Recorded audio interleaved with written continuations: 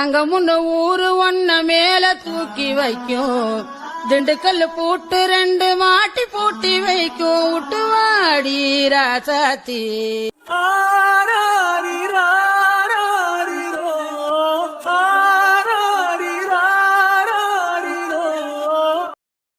ஐயோ, என் மவனும் என் பேத்தியும் இப்படி படுத்து கிடக்குறாங்களே. ஆபரேஷன் நல்லபடியா முடிஞ்சுதா என்னன்னு ஒன்னும் தெரியலையே. இந்த பையன் ஊரெல்லாம் சுத்திக்கிட்டு இப்படி ஒரு கிட்னியோட கெட்டு போய் வரணும்னு இருந்திருக்கு. அத என் பேத்தி தான் ஒன்னு குடுக்கணும்னு இருந்திருக்குது. இந்த விதி எப்படி எல்லாம் இருக்குது. சார், என்னப்பா சார், உங்க ஒய்ஃப் தான் டாக்டரா? ஆமாப்பா, அவங்க தான் இப்ப பொன்னிக்கு ஆபரேஷன் பண்றாங்களா? அவங்களும் பண்றாங்க, கார்த்திக் டாக்டரும் பண்றாரு. அவர் தான் இந்த ஹாஸ்பிட்டல்ல ஒர்க் பண்றாரு. சார், உங்க ஒய்ஃப்னு பொய் சொல்லாம சொல்லுங்க, அவங்க நல்ல டாக்டர் தானே? ஏற்கனவே ஆபரேஷன்லாம் பண்ணி பழக்கம் இருக்கா? டேய், அவன் நல்ல டாக்டர் தான்டா, நிறையவே எக்ஸ்பீரியன்ஸ் இருக்கு. அப்ப சரி. இல்ல, என் பொண்ணுக்கு எதுவும் ஆயிடக்கூடாது, அதுக்கு தான் சொன்னேன். ஓம் பொண்ணியா? டேய், இது எப்பையில இருந்துடா? அது நாங்க பிறந்ததுல இருந்தே சார். பிறந்ததுல இருந்தே லவ் பண்றீங்களா? சார், இவன் இப்படிதான் சார் சொல்லிட்டு திரியறான். ஆனா பொண்ணுக்கெல்லாம் கொஞ்சம் கூட விருப்பமே இல்ல. மாமா, அதெல்லாம் பொண்ணுக்கு நிறையவே விருப்பம் இருக்கு, என்ன என்கிட்ட சொல்லாம இருக்குது அவ்வளவுதான். ஆமாமா, இவன் 5-6 கண்டான். பொண்ணுக்கு விருப்பம் இருக்குதான், அதை வந்துட்டு சொல்லாம இருக்காங்களாம். படிக்கிற வயசுல படிக்காம என்னென்ன பேச்செல்லாம் பேசிக்கிட்டு இருக்குது பாருங்க. மாமா, இந்த வயசுல நாங்க இப்படி இருக்கிறது எவ்வளவோ பரவாயில்ல, இந்த வயசுல நீங்க எப்படி இருந்தீங்கன்னு கேள்விப்பட்டுட்டு தான் மாமா இருக்கிறேன்.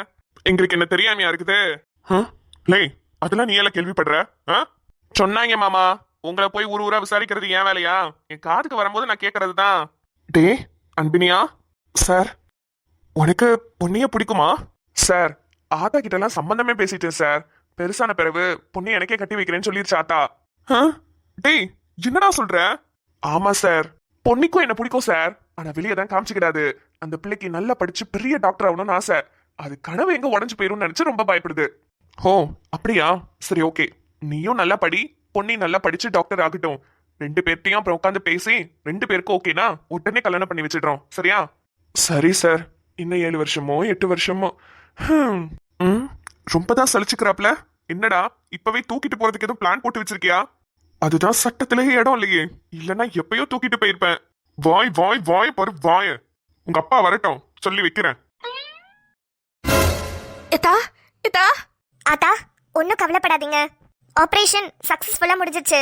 2 பேருமே இப்ப நல்லா இருக்காங்க. அம்மா, அதான் மாரியாத்தா, நீ தான் என் 2 பிள்ளைகளையும் காப்பாத்தி இருக்கிற.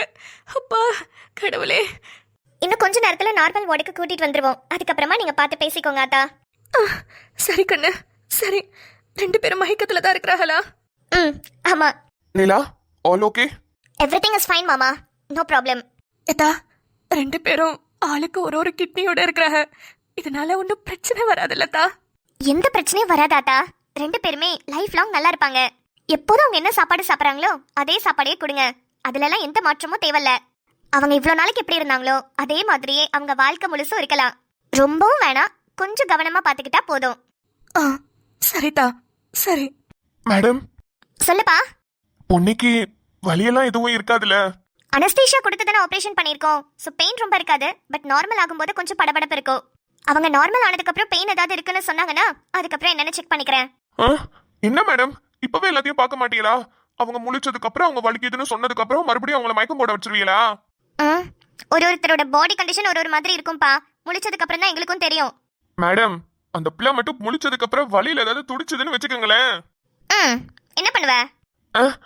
ஒன்னும் பண்ண மாட்டேன் மேடம், டாக்டர் வராக, கொஞ்சம் வலியை பொறுத்துக்கோன்னு சமாதானப்படுத்துவேன், வேற ஒன்னும் சொல்ல வரல. அப்படிதான் சமாதானப்படுத்தணும். அதை தாண்டி ஏதாவது பேசினாங்கன்னா ஓவரா பேசுறவங்க கிட்னி எல்லாம் உருவி விட சொல்லி நோட்டீஸ் வந்திருக்கு. என்ன, நீயும் ஒரு கிட்னியோட இருக்கியா இல்ல 2 கிட்னியும் வச்சுக்கிறியா? மேடம், நான் என் பொண்ணுக்கு ஆறுதலா இருக்க வந்தேன், என்ன என் கிட்னி எல்லாம் கேக்குறீங்க? தெரியுதுல, ஆறுதலா இருக்க வந்தா ஆறுதல் மட்டும் தான் சொல்லணும், தேவையில்லாத கேள்வியெல்லாம் கேட்க கூடாது. நிலமா, அவன் வயசு காலர்ல பேசிக்கிட்டு இருக்கான். பார்த்தாலே தெரியுது மாமா, ஆனா பொண்ணு இதுக்கெல்லாம் அசைற ஆளே கிடையாதே. அதுதாமா, அதேதான் நாங்களும் சொல்லிக்கிட்டு இருக்கோம். ஆனா ஹீரோ சாருக்கு ஒன்னும் புரியல. அது வயசு அப்படின்னா புரியாது. சரி, ஆபரேஷனுக்கு அப்புறம் நிறைய ப்ரொசீஜர்ஸ் இருக்கு, நான் அதெல்லாம் போய் பண்றேன். பொன்னி நார்மல் வார்டுக்கு ஷிஃப்ட் பண்ணதுக்கு அப்புறமா நான் உங்களுக்கு சொல்றேன், நீங்க பாருங்க. ம் சரிம்மா. கொஞ்சம் லேட் ஆகும், ஏதாவது சாப்பிட்றதுனா சாப்பிட்டுட்டு வந்துருங்க. மாமா, ஆத்தாவை கூட்டிட்டு போங்க, சாப்பிடாம இருக்காங்க. அவங்களுக்கும் இவ்வளோ நேரம் ட்ரிப்ஸ் ஏறிட்டு இருந்ததுல கொஞ்சம் நார்மல் ஃபுட்டா கொடுங்க. இட்லி, கஞ்சி, தயிர் சாதம் அந்த மாதிரி. ஆ சரிடாமா, நான் பாத்துக்கிறேன், நீ போய் பாரு. ஓகே மாமா. ஏத்தா, ஒருவேளை கண் முழிச்சிட்டாங்கனாலோ இல்ல அந்த ரூமுக்கு நீ கூட்டிட்டு போனாலோ என்கிட்ட ஒரு வார்த்தை டபக்குன்னு சொல்லுத்தா, நான் போய் பாக்குறேன். கண்டிப்பா சொல்றேன் ஆத்தா, உங்ககிட்ட சொல்லாம இருப்பேனா? கண்டிப்பா சொல்றேன். ம் சரிதா. ஆனி, இவங்க 2 பேருக்கும் ஆபரேஷன் நல்லபடியா முடிஞ்சிருச்சா? ஆமா சாரா. ஆனா பாரு, கூட இருக்கிறவங்களாம் அப்படி டொனேட் பண்றது ரொம்ப ரொம்ப அதிசயம்ல.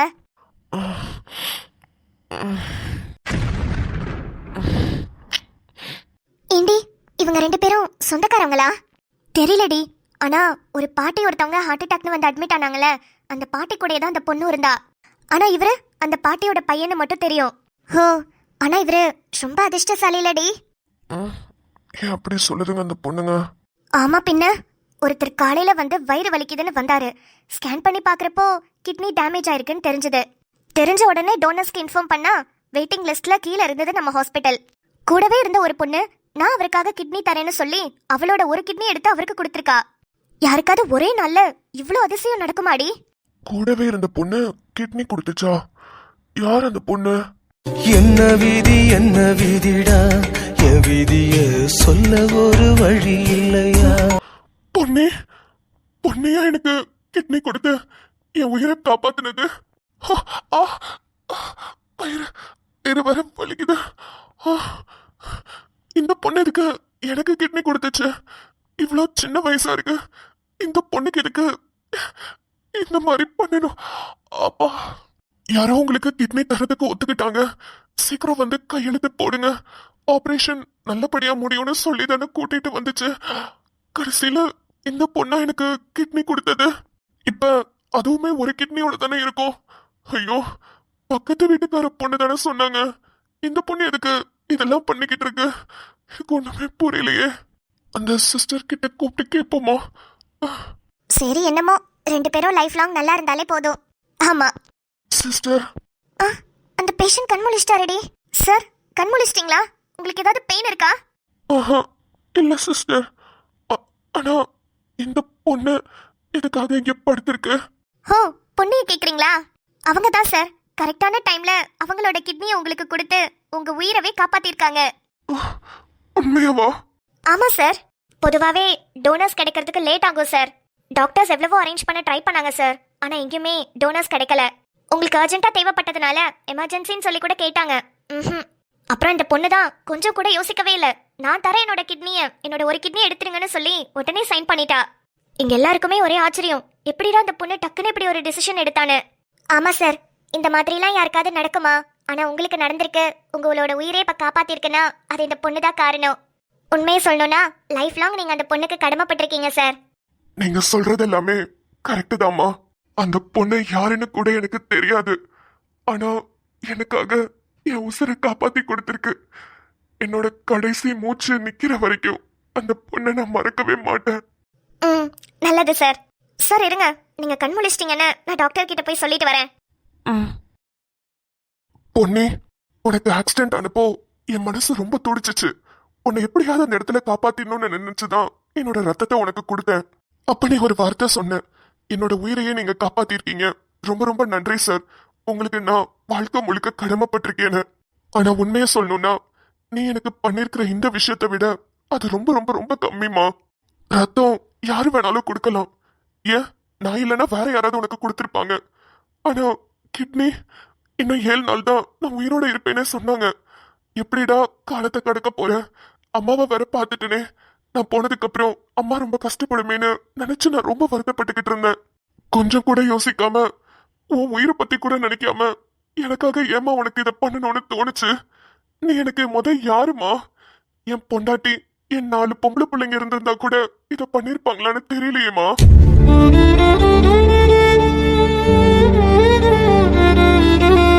ஆனா மனசார சொல்றேம்மா, ரொம்ப ரொம்ப ரொம்ப நன்றிமா. இந்த நன்றின்ற ஒரு வார்த்தை மட்டும் பத்தாதுமா. உன்னோட வாழ்க்கை முழுக்க ஒரு அப்பா ஸ்தானத்துல இருந்து உனக்கு எல்லா நல்லதையும் நான் செய்யணும்னு நினைக்கிறேம்மா. உனக்கு அம்மா அப்பா யாரும் இல்லைல்ல. நான் உனக்கு அப்பாவா இருப்பேம்மா. இனிமே கண்டிப்பா அப்பாவா இருப்பேன். எனக்கு இருந்த 4 பொம்பளை பிள்ளைகளை நான் வேணான்னு ஒதுக்கிட்டேன். ஆனா நீயும் ஒரு பொம்பளை பிள்ளை தான். நீ என் உயிரையே காப்பாத்தி கொடுத்துருக்கிறியம்மா.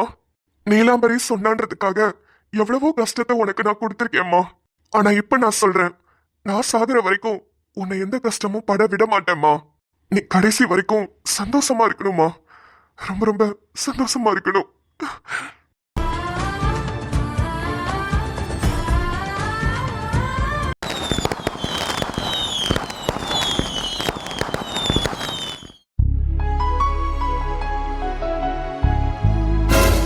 கண்ணு, சார் என்ன கண்ணு எவ்வளவு நேரமா படிச்சுக்கிட்டே கிடக்குற? கொஞ்சம் சாப்பிடு கண்ணு. சார் பசிக்கும் போது சாப்பிட்டுக்கிட்டேன் சார். இப்ப எனக்கு பசிக்கல. என்ன கண்ணு நீ உன் உடம்ப பத்திரமா பாத்துக்கிட வேணாமா? காலையில 2 இட்லி சாப்பிட்ட, அதுக்கு பிறகு 2 மணி ஆகுது. இப்ப இன்னும் நீ சோறு திங்கல.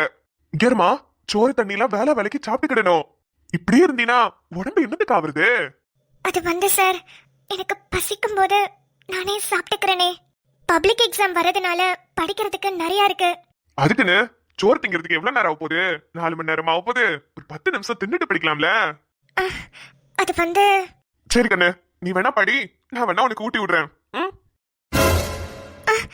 இல்ல சார், வேணாம், நானே சாப்பிட்டுக்கிடுறேன்.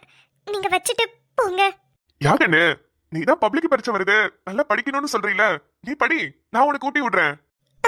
இல்ல சார், நீங்க சொல்ற மாதிரி சோறு திங்கிறதுக்கு என்ன 4 மணி நேரமா ஆக போகுது, 10 நிமிஷம் ஆக போகுது. நான் சாப்பிட்டுக்கிட்டு படிக்கிறேன் சார். இல்லனா ஆத்தா இங்கதான் இருக்கும், ஆத்தாவை ஊட்டி விட சொல்லிக்கிறேன். கண்ணு, நீ என்ன வேற ஆளா பாக்குற, அதனாலதான் உனக்கு அப்படி இருக்கு. உனக்குதான் அம்மா அப்பா இல்லல, இனி உன் அப்பாவா நினைச்சுக்கோ. ஒரு அப்பா உனக்கு ஊட்டி விடுறான்னு நினைச்சுக்கோ. எந்த ஒரு வீட்லயுமே பிள்ளைங்க படிக்குதுன்னா அவங்க அம்மாவோ அப்பாவோ தான் ஊட்டி விடுவாங்க. அப்படி நினைச்சுக்க கண்ணு. என்னுயிரணுவின் வரமுன்னுயிரளவா, மண்ணில் வந்த நான் உன்னகலவா. அம்மா அப்பா பாசம்னா இப்படிதான் இருக்குமா? நல்லா இருக்கு, ரொம்ப ரொம்ப நல்லா இருக்கு. கண்ணு, ஏன் கண்ணு அழுற? அது வந்து சார், இல்ல எனக்கு அம்மா அப்பா யாரும் கிடையாதுல்ல. நீங்க என்ன திடீர்னு அப்பாவா ஏத்துக்கோன்னு சொன்னோன்னே கண்ணு கலங்கிடுச்சு சார், வேற ஒண்ணும் இல்ல. கண்ணு, எனக்குமே 4 பொம்பளை பிள்ளைங்க இருந்துச்சு. நானா தானே வேணான்னு சொல்லிவிட்டேன். ஆனா எனக்கு இப்ப உன்னைய பாக்குறப்ப ஆசையா இருக்குது. அந்த 4 பொம்பளை பிள்ளைங்களும் இந்நேரத்துக்கு என் கூட இருந்திருந்தா எப்படி நல்லா குடும்பமே கலகலன்னு இருந்திருக்கும்ல. அந்த நேரத்துல ஏதோ புத்தி கெட்டு போய் நான் பண்ண தப்பு இப்ப நான் அனாதையா நின்னுட்டு இருக்க பாரு. சரி சரி, பேசிட்டே இருந்தா பேசிட்டே இருக்க வேண்டியதான். இங்க நம்ம 2 பேர் உடம்பு ஆபரேஷன் பண்ண உடம்பு. நம்ம 2 பேரும் தான் நம்ம உடம்ப நல்லா பாத்துக்கிடணும். நீ படிச்சுட்டே இருப்பியா, நான் உனக்கு ஊட்டி விட்டுட்டே இருப்பேனா, நீ நல்லா சாப்பிடுவியா, சரியா? சரிங்க சார். இந்தா கண்ணு, சாப்பிடு. சார், நீங்க சாப்பிட்டீங்களா? சாப்பிட்டேன் கண்ணு, சாப்பிட்டேன். இப்பதான் சாப்பிட்டேன். அம்மாட்ட கேட்டேன், நீ என்ன சாப்பிடலன்னு சொன்னாங்க, அதான் கொண்டாந்தேன். நீங்க சாப்பிட்டேன்னு சொல்லும் போதே நீங்க இன்னும் சாப்பிடலன்னு தெரியுது சார். ஐயோ, கண்டுபிடிச்சிட்டியா? ஆமா கண்ணு, நானும் என்ன சாப்பிடலதான். நீயும் வரட்டும் சேர்ந்து சாப்பிடலான் இருந்தேன். நீ வரதுக்கு ரொம்ப நேரம் ஆயிட்டே இருந்ததா, அதான் உனக்கே சாப்பாடு உள்ள எடுத்துட்டு வந்துட்டேன். சார், நீங்களும் ஒரு வாய் வச்சுக்கோங்க சார். நீங்க சாப்பிட்டாதான் நானும் சாப்பிடுவேன். ஓ அப்படியா? அப்ப நீ அழுகையை நிப்பாட்டணும். நீ அழுகாம இருந்தீனாதான் நான் சாப்பிடுவேன். நான் அழல சார், நீங்க சாப்பிடுங்க. சரிம்மா. கண்ணு, இன்னும் கொஞ்சம் சாதம் போட்டு வட்டா? வேணாம் சார், வயிறும் நிறைஞ்சிருச்சு, மனசும் நிறைஞ்சிருச்சு. இதுக்கு மேல சாப்பிட முடியாது. சரி கண்ணு, சரி நீ படி, நான் அப்புறமா வரேன். இவர் மேல முழுசா பாசத்தையும் காட்ட முடியல, முழுசா இவரை வெறுக்கவும் முடியல. ஏன் இப்படி இருக்கு? ஆனா என் வாழ்க்கையில அப்பான ஒருத்தரை பாத்திரவே கூடாதுன்னு நினைச்சேன். அப்படியே பார்த்தாலும் அவரை நாக்கப்படுங்கிற மாதிரி நல்ல கேள்வி கேட்கணும்னு நினைச்சேன். அவரை வெறுத்து ஒதுக்கணும்னு நினைச்சேன். ஆனா இவரு தான் என் அப்பான்னு தெரிஞ்சதுக்கு அப்புறம் என்னால இவரை வெறுக்கவே முடியலையே. பொன்னி, அன்பனியா, வால உட்காரு. என்னடி படிச்சிட்டு இருக்கியா? இல்ல, புடலங்கா பறிச்சிட்டு இருக்கேன். கேக்குறத பாரு, பார்த்தா தெரியலையா? தெரியுது தெரியுது. உட்காருல. என்னல, பப்ளிக் எக்ஸாம்க்குலாம் ரெடி ஆயிட்டியா? நான் எதுவுமே படிக்கலல. நடுவுல ஏகப்பட்ட பிரச்சனை நடந்ததா, அதுல சுத்தமா படிக்கவே நேரம் இல்ல. உனக்கு பிரச்சனை நடந்ததுனால நீ படிக்கல, எனக்கெல்லாம் ஒரு பிரச்சனையுமே இல்ல, ஆனாலும் நான் படிக்கலையே. சரி அதான் தனியா உட்காந்து படிக்க போர் அடிச்சது. எப்படி நீ மாங்குன்னு படிப்பேன்னு தெரியும், அதான் உன் கூட சேர்ந்து படிக்கலான்னு வந்தேன். சரி வா, அப்ப நேரத்தை வீணடிக்க வேணாம், சேர்ந்தே படிப்போம். கிரு, கணக்கெல்லாம் மிஸ் பாடம் நடத்தும் போதே நான் எல்லாத்தையும் கவனிச்சிட்டேன். கணக்குல கண்டிப்பா 100 வந்துரும். ஆனா இந்த சோசியல் தான் அங்கங்க எவனாவது ஏதாவது ஒரு ஊர்ல கட்டி வச்சிடுறானா, அதை படிச்சு மனப்பாடம் பண்றதுக்கே கஷ்டமா இருக்குது. அதனால இப்ப சோசியல் தான் எடுத்துக்கிறேன். ஹே பாரு, எனக்கு சோசியல் தமிழ்ல வராது. யாரு அந்த புக்கு தான் எடுத்துட்டு வந்திருக்கேன். நம்ம 2 பேருக்கும் என்னதான் இருந்தாலும் ஒரு ஒற்றுமை இருக்குல்ல பொண்ணி.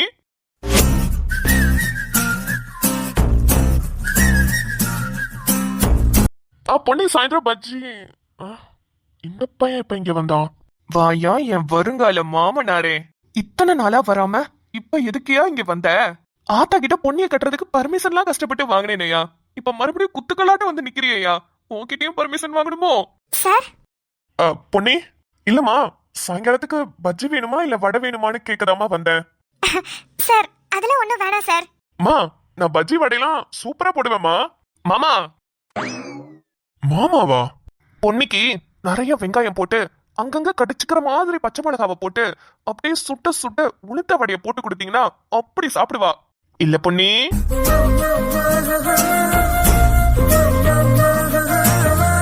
டேய், நீ எப்படா இங்க வந்த? அது வந்து மாமா, பொன்னியும் நானும் எப்போதும் குரூப் ஸ்டடி தான் பண்ணுவோம், அதான் ஒன்னா படிக்கலான்னு வந்தேன். அது இருக்கட்டும், இப்போதும் என்ன சாருன்னு தானே கூப்பிடுவேன், என்ன திடீர்னு மாமான்னு கூப்பிடுற? ஐயோ மாமா, உங்களுக்கு விஷயமே தெரியாதா? இவன பைத்தியம் மட்டும் மாமான்னு கூப்பிட்டுக்கிட்டு இருக்கா. ஒரு விஷயம் வேற இருக்குன்னு சொல்றான். ஒருவேளை என்னையும் மனசுல நினைச்சுக்கிட்டு அப்பான்னு ஏதோ சொல்லிட போறா. டேய் அன்பனியா. பொன்னி, நீ பயப்படாத, இது வேற விஷயம். டேய், என்னன்னு சொல்றா? அது ஒண்ணும் இல்ல மாமா. ஐயோ மாமா மாமான்னு சொல்லி தொலைடா. எங்க அப்பாட்ட போய் என் மாத்தாவோட பையன் வந்திருக்காருப்பான்னு சொன்னேன். எது, ரத்னவேல் பாண்டியன் வந்திருக்கானா அப்படின்னு ஷாக் ஆயிட்டாரு. அப்புறம் தான் தெரியுது நீங்களும் அவரும் ரொம்ப வருஷமா தோஸ்தாமே. ரத்னவேல் பாண்டியனை நான் உடனே பார்த்தாவணுமேனு எந்திரிச்சாரு. பா, அந்தால நீங்க ஏன்பா போய் பாக்குறீங்கன்னு கேட்டோன்னே பொல்லாருன்னு ஒரு அற விட்டாரு. உங்க அப்பாவா? என்ன அந்தாலும் இந்தாலும் பேசிட்டு இருக்க, அவர் உனக்கு மாமாடா, என் நண்பன்டா அப்படின்ட்டாரு. டே, நண்பன் நான் சொன்னா? ஆமா மாமா. அப்ப உங்க அப்பா பேரு சேகரா?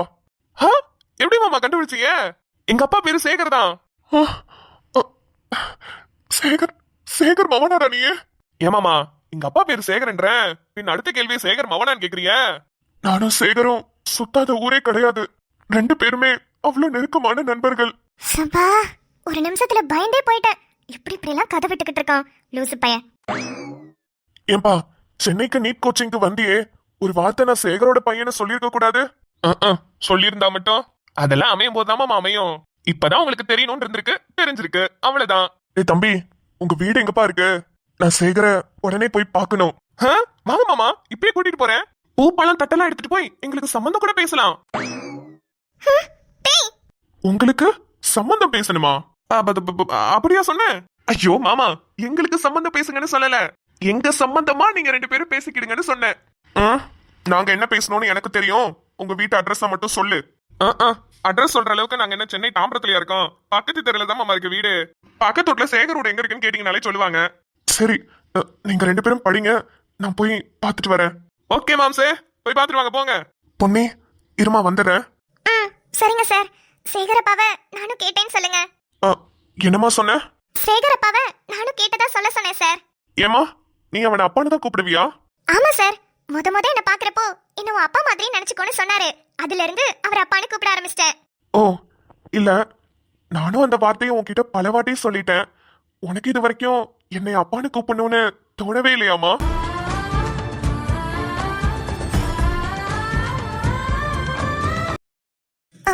சார் அது வந்து சரிம்மா, சரி, உனக்கு எப்ப கூப்பிடணும்னு தோணுதோ அப்ப கூப்பிடுமா, ஒன்னும் பிரச்சனை இல்ல.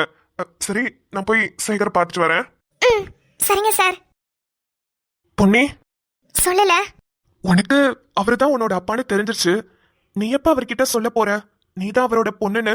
டேய், உனக்கே நல்லா தெரியும், சின்ன வயசுல இருந்து எனக்கு ஒரு பெரிய வைராக்கியம் இருக்கு. எப்ப எங்க அப்பாவை பார்த்திருந்தாலும் சரி, நான் நல்லா படிச்சு பெரிய டாக்டர் ஆகி ஜெயிச்சதுக்கு அப்புறம் தான் எங்க அப்பா கிட்ட நான் அவரோட பொண்ணுன்னு சொல்லணும்னு சின்ன வயசுல இருந்தே நினைச்சிட்டு இருக்கேன்டா. சரிடி, நீ அது சின்ன வயசுல இருந்து நினைச்சனா, அவர் எப்ப உன்னை பாக்குறாரு, உனக்கு அப்பான்னு ஒருத்தர் இருக்காரான்னு தெரியாத டைம்ல நீ நினைச்ச. இப்பதான் அவர் உன் பக்கத்துல இருக்காரு, அவருதான் உன்னோட அப்பானும் தெரிஞ்சிருச்சே, இப்பயாவது சொல்லலாம்ல? சொல்ல மாட்டேன் அன்பினியா. நான் நல்லா படிப்பேன், 7 வருஷம் கழிச்சு டாக்டர் ஆவேன். டாக்டர் போதும் பொண்ணு MBBS இந்த பட்டத்தை நான் என்னைக்கு கையில வாங்குறேனோ அன்னைக்கு தான் அவருக்கு தெரியணும் நான் தான் அவரோட பொண்ணுன்னு. எந்த பொம்பளை பிள்ளைய வேணான்னு அவரு தூக்கி எறிஞ்சாரோ அதே பொம்பளை பிள்ளை இன்னைக்கு அவரை பெருமைப்படுத்தி இருக்குன்னு அவரு மனசார நினைக்கணும். அந்த நாள் இன்னும் 7 வருஷம் கழிச்சு வரப்போகுது. அன்னைக்கு அவருக்கு தெரியட்டும் நான் தான் அவரோட பொண்ணுன்னு. பொட்ட புள்ள போக உலகம் பாதை போட்டு வைக்கும். முட்டு சந்து பார்த்து அந்த ரோடு போய் நிற்கும். படங்காட்டும் ஏமாத்தி கலங்காத ராசாத்தி.